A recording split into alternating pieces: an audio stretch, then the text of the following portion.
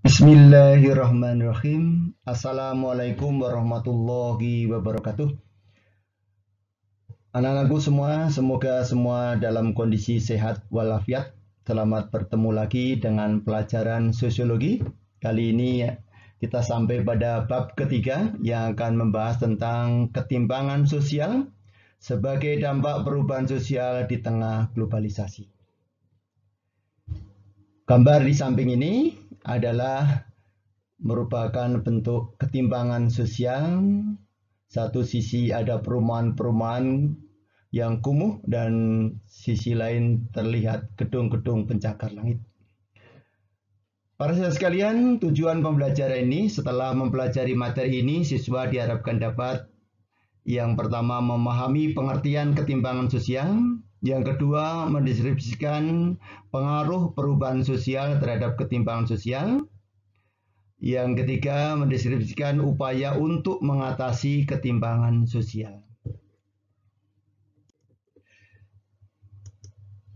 Ada 4 hal yang akan kita pelajari pada materi ini. Yang pertama adalah mengenai pengertian ketimpangan sosial dalam masyarakat. Yang kedua atau B, bentuk-bentuk ketimpangan sosial. Yang C, dampak ketimpangan sosial dalam masyarakat. Yang D, berbagai sikap kritis dalam menghadapi ketimpangan sosial. Ya. Baiklah para siswa sekalian, yang bagian A adalah ketimpangan sosial dalam masyarakat. Kita mulai dengan pengertian dan faktor-faktor yang mempengaruhi ketimpangan sosial. Pengertian ketimpangan sosial. Menurut pemahaman Anda, apa yang dimaksud dengan ketimpangan sosial itu?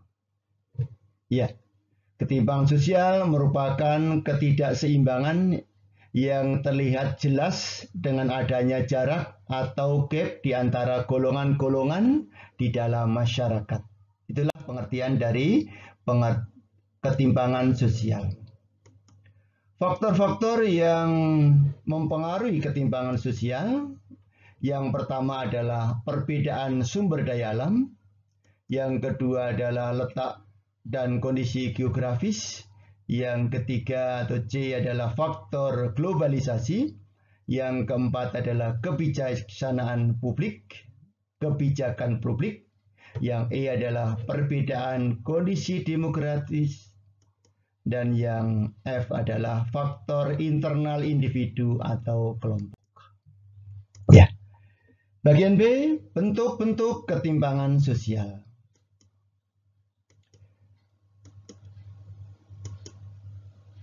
Bentuk yang pertama adalah ketimpangan antara golongan kaya dan miskin. Yang kedua, ketimpangan pemilik modal dan buruh. Yang ketiga, ketimpangan pembangunan. Yang keempat, ketimpangan kesempatan.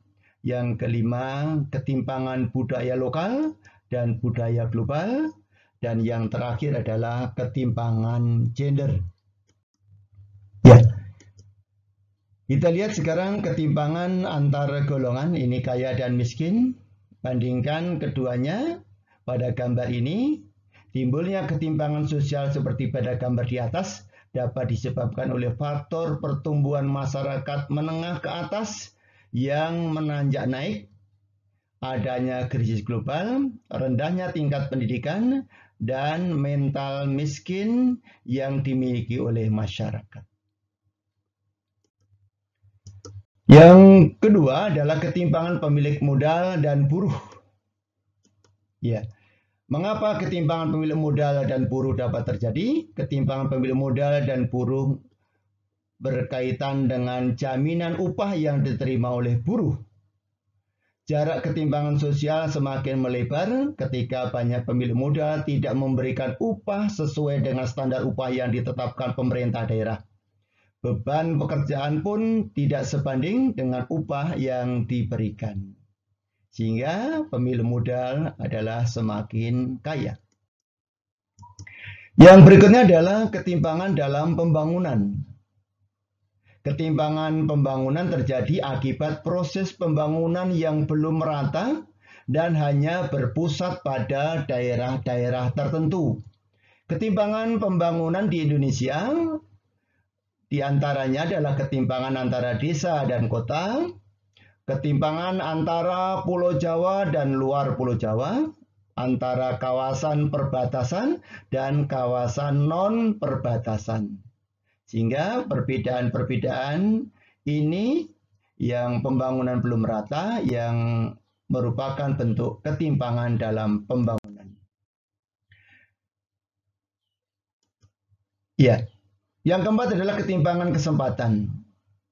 Pada dua gambar yang bertolak belakang, yang satu mengenyam pendidikan dengan kesederhanaan, yang kedua gambar di sebelah kanan adalah mengenyam pendidikan dengan sudah mengenal IT.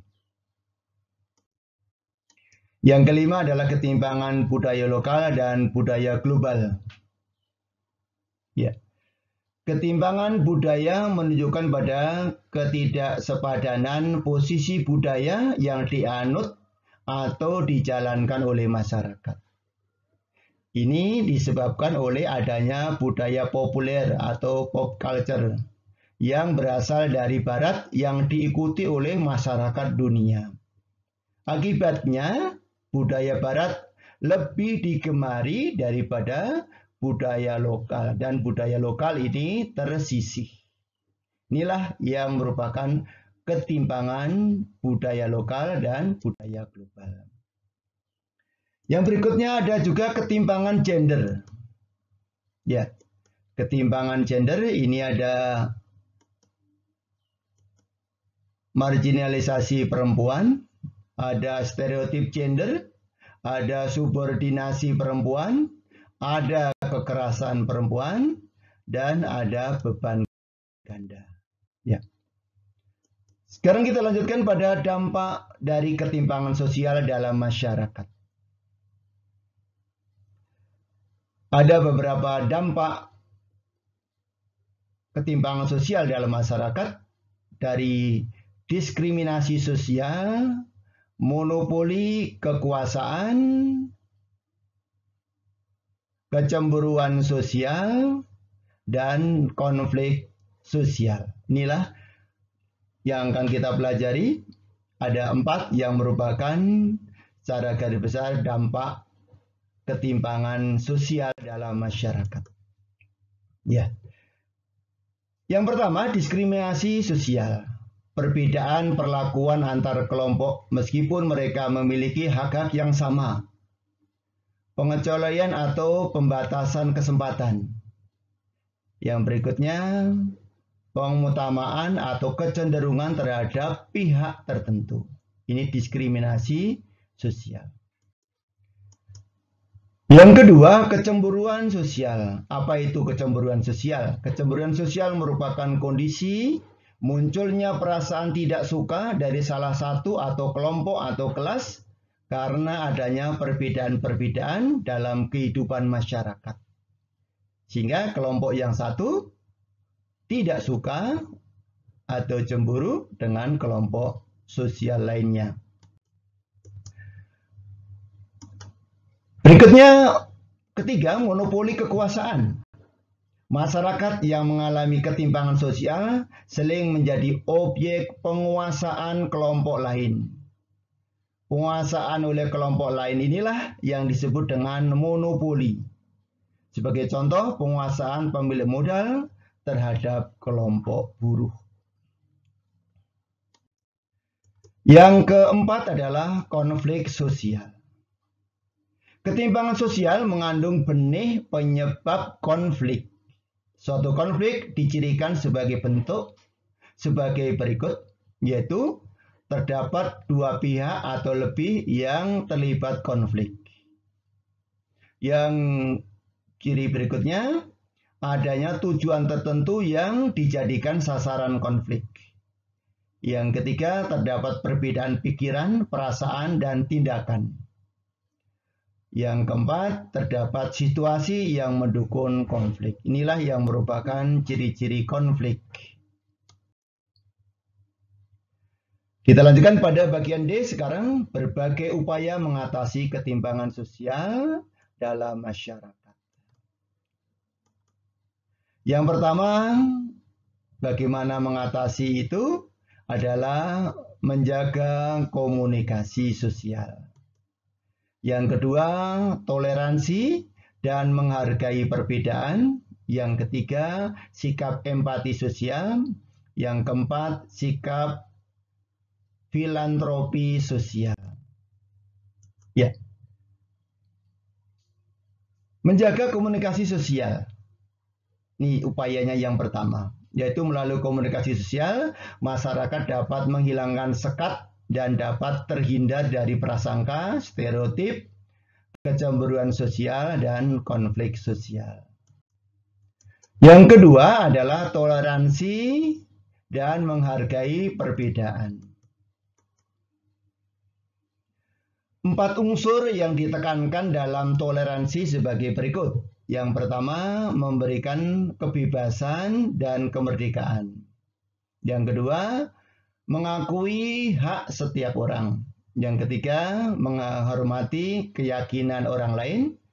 Yang keempat, saling mengerti dan memahami. Inilah toleransi dan bagaimana menghargai. Ada 4 unsur ini. Yang ketiga adalah sikap empati. Empati sosial diartikan sebagai kemampuan seseorang merasakan keadaan yang dialami oleh orang lain. Melalui pelibatan empati dapat mendorong rasa peduli terhadap kelompok masyarakat yang mengalami ketimpangan sosial.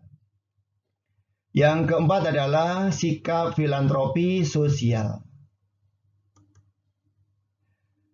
Filantropi sosial merupakan kegiatan yang menunjukkan kemurahan hati atau kedermawanan terhadap orang atau kelompok lain. Atas dasar apa seseorang atau kelompok melakukan filantropi sosial? Yang pertama, didasarkan respon terhadap realitas sosial. Ya, realitas sosial. Mungkin dia seperti rumahnya atau mungkin pendidikannya tadi yang sangat sederhana sehingga perlu bantuan. Atau yang berikutnya juga ini yang kuat motivasinya didasarkan pada ajaran agama. Bahwa kita mempunyai kedudukan sama di depan Tuhan, di hadapan Allah. Maka merupakan kewajiban kita untuk menolong sesama. Dan ini adalah berpahala. Terima kasih atas perhatiannya. Akhirul kalam. Assalamualaikum warahmatullahi wabarakatuh.